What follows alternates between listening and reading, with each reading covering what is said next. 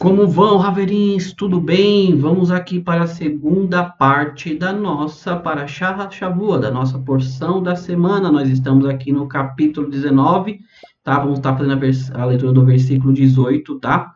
Livro de Bamidbar, números em português. Então, sem mais delongas, é uma porção curta, tá? Tem um assunto para nós tratarmos aqui no final dessa porção, tá? Então, não vamos nos demorar muito aqui. Então, o versículo 18 ele diz assim, ó. Velahá Ezov vetaval ba'amin, ou seja, e tomareis isopo, Ezov, e mergulharás na água, ba'amin.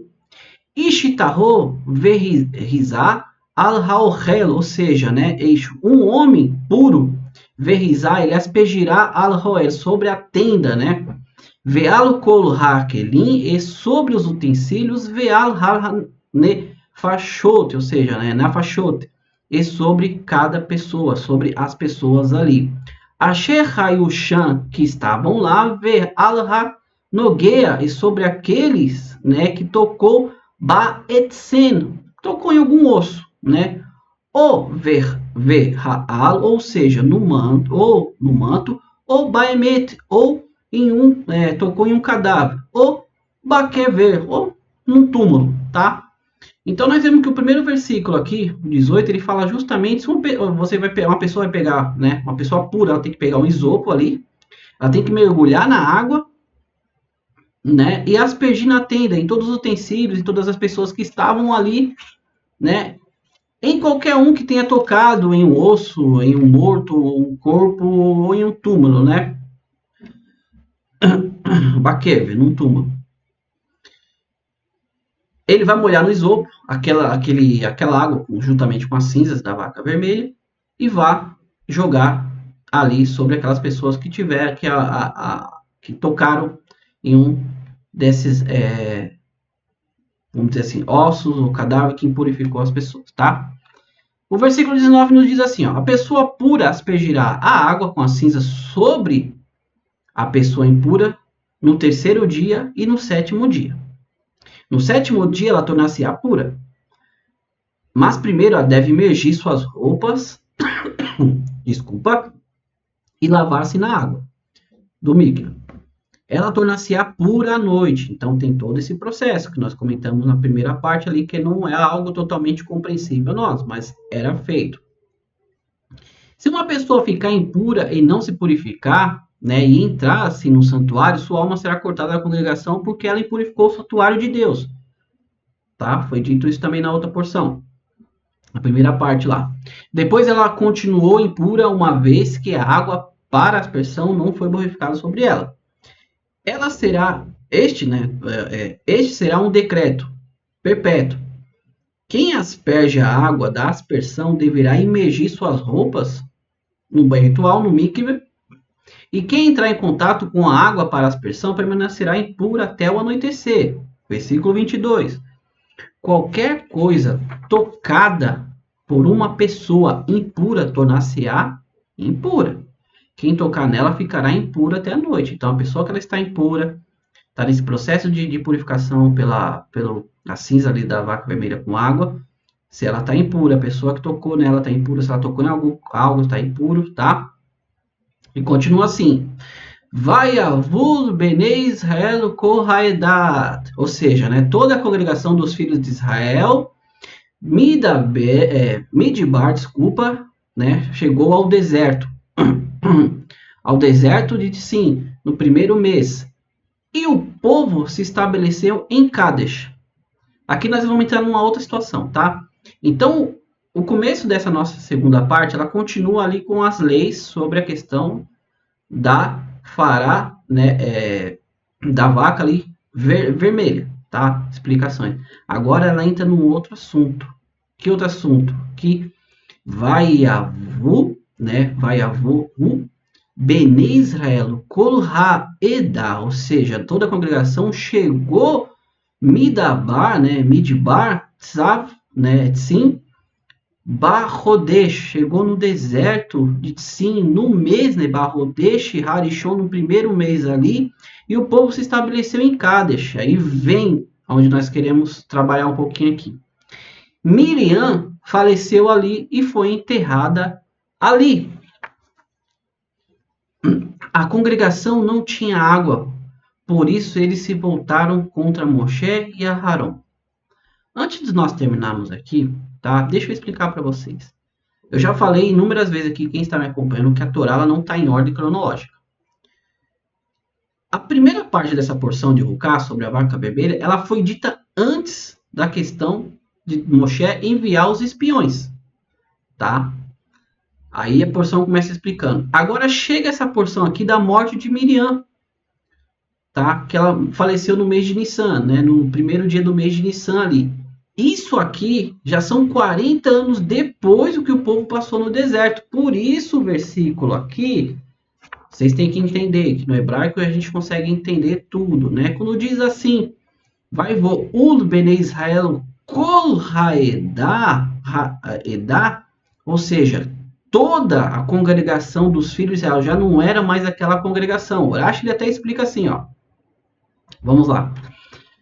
Né? Kol haedah, ou seja, a congregação completa, pois os que estavam destinados ao banho do deserto já haviam morrido e esses foram designados a viver, ou seja, já se passaram os 40 anos aqui, tá? E o que acontece? Miriam vem e falece, tá? E ela é enterrada ali no deserto, em Kadesh, tá?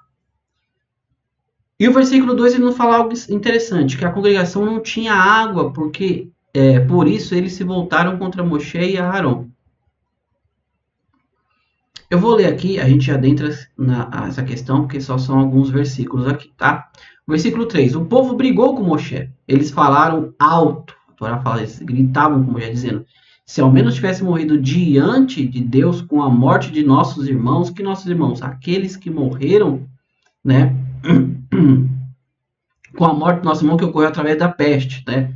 Aqueles que morreram pela peste depois que o povo se revoltou ali contra Moshe novamente Aharon, em relação justamente o pessoal que morreu por se levantar contra Moshe e Aharon depois da questão de Cora, né? A peste começou a atacar eles ali, vem Aharon com o Ketoret, né? O incensário, e apazigua ali o anjo da morte, tá? Por que você trouxe a congregação de Deus para esse deserto para que morrêssemos aqui nós e nossos animais? Por que você nos tirou do Egito e nos trouxe para este lugar terrível? Não é um lugar apropriado para agricultura, para figueiras, videiras ou árvores de romã, e não há água para beber. Moshe e Aharon foram embora da congregação para a entrada da tenda da reunião, e eles caíram sobre suas faces. Então a glória de Deus apareceu para eles. Então nós vemos aqui que continua o pessoal a reclamar, tá? Mas o que eu quero dizer para vocês aqui, e assim nós terminamos a nossa porção, é justamente o fato de Miriam, você pode analisar, Miriam morre e a água para de cessar. O Midrash nos conta que durante toda a vida de Miriam, enquanto Miriam estava viva, o poço de Miriam acompanhava o povo judeu no deserto. Um poço, uma pedra, né? Onde o pessoal poderia tirar água, tá? Aqui tem muitos ensinamentos dentro da Hassidut, dentro do próprio Talmud, do Midrash, sobre a questão de Miriam. E é sobre ela que eu quero falar. Miriam, ela era uma tzadek, ela era uma justa. Essa passagem aqui, ela vem nos ensinar o seguinte, que um justo, um tzadik no meio de uma congregação, né? Ele pode fazer inúmeras coisas. Nós tivemos 3 aqui durante esse processo no deserto aqui. Nós tivemos Moshe, que através de Moshe vinha o quê? Vinha o maná. Você vai ver isso quando o povo está para entrar dentro de Canaã, da terra de Canaã. Moshe falece e o maná para, tá? Nós vamos ver que tinha a nuvem de glória que sempre estava com o povo, protegendo o povo, tal, tudo. Ela vai sumir quando que, posteriormente, quando Aharon vem a falecer. E agora nós entendemos aqui por que a água cessou no meio do povo. Então, peraí, durante 40 anos eles tinham água, agora parou, do nada eles começam a reclamar. Por quê? Porque era mérito da Miriam, tá? É dito que Miriam, ela era uma pessoa que ela também, assim como Aharon, era uma pessoa muito boa, bondade extrema. nós vemos lá que quando o seu irmão, o caçula Moshe, nasceu, né? Ela acompanhou ele durante todo o rio ali, até ver onde ele iria chegar, até chegar Bate, né, a filha ali do faraó, onde cuidou dele, ela que pegou, foi lá, se apresentou, falou, ó, eu tenho uma ama de leite, posso levar para... Então, ela cuidou de Moshe. Então, o mérito da água no meio do povo de Israel era através de Miriam, tá? Então, daqui nós entendemos o seguinte, né? O sábio nos ensina também que uma simples pessoa ela pode espiar por uma congregação inteira. Quando eu falo espiar, entendam bem, não estou falando assim perdoar, é um mérito, tá? O mérito daquela pessoa, ou seja, você vê, pelo mérito de Moshe, todos tinham comida, todos tinham as nuvens, todos tinham água, ou seja, sob o mérito de Moisés, mas que estava dividido ali entre Aarão e Miriam, cada um tinha ali o mérito, porque por isso cada um vai some, cada um Deus leva, né? Ele, aquele mérito some. Continuando aqui, também nos diz o seguinte, que quando o texto fala assim que Miriam ela morreu. Aqui o Midrash fala também que o anjo da morte, né, veio até ela, ele não conseguiu tirar a vida dela, né? Aí o Midrash nos conta aqui, na verdade, que assim como Aharon, assim como Moshe, Miriam também, Deus, né, vamos usar o termo assim na figura humana, Deus beijou Miriam e levou-a para si, ou seja, ela morreu de uma morte diferente, né? Assim como nós vamos ver Aharon e Moshe posteriormente, né? Que foi pelo próprio Deus que levou ela para si, porque ela era, já falei, uma tzadek, ela era uma justa ali no meio. Foi ela que depois que o povo de Israel passou o mar ali, foi ela que incitou as outras mulheres a justamente a cantar, né? Então pegou seu pandeiro e começou a cantar ali em louvor a Hashem. É dito também que Miriam, assim como Moshe fazia com todos os homens, Miriam fazia com as mulheres. Ela ensinava, né, todas as leis referente à pureza do lar, né, que é a Tarahat Hamispara, ou seja, a pureza familiar ali do lar, tá?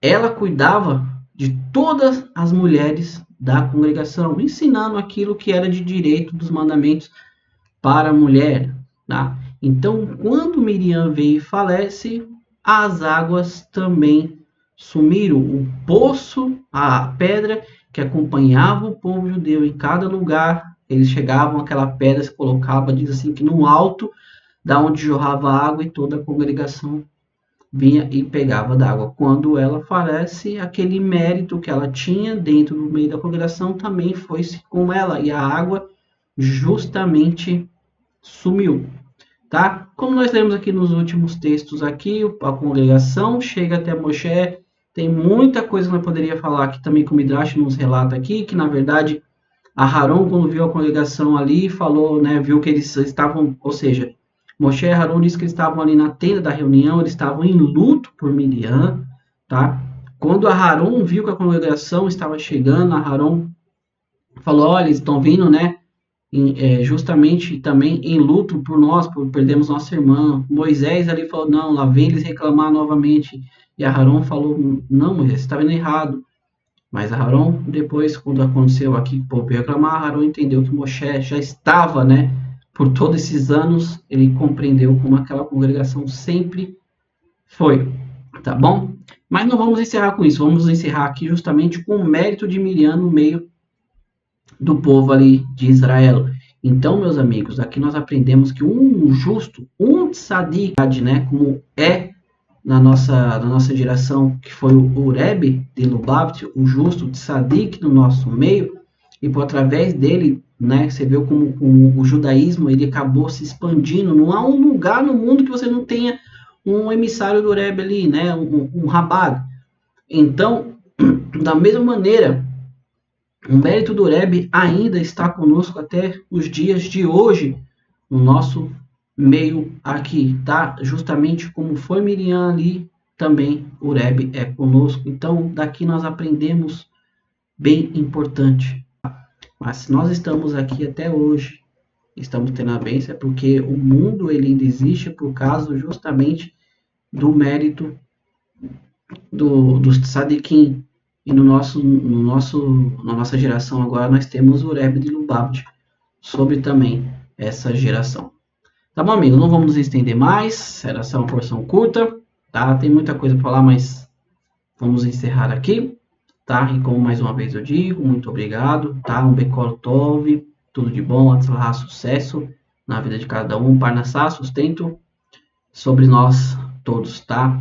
E que mais uma vez, que Mashiach se revele ainda hoje em nossos dias, construa o terceiro Beit HaMikdash, tá?